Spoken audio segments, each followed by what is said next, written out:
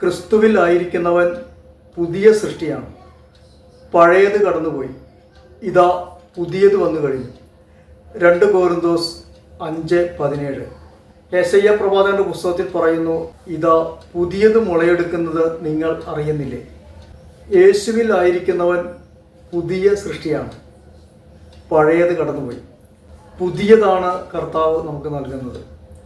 പഴയതെല്ലാം കടന്നുപോയി, ഇതാ പുതിയ ഒരു സൃഷ്ടിയാണ് നാം ഓരോരുത്തരും.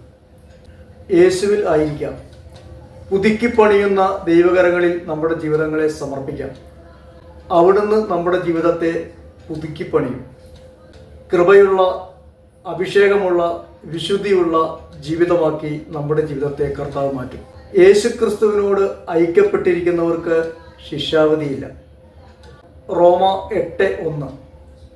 കർത്താവ് ജീവിതത്തെ പുതുക്കിപ്പണിയും.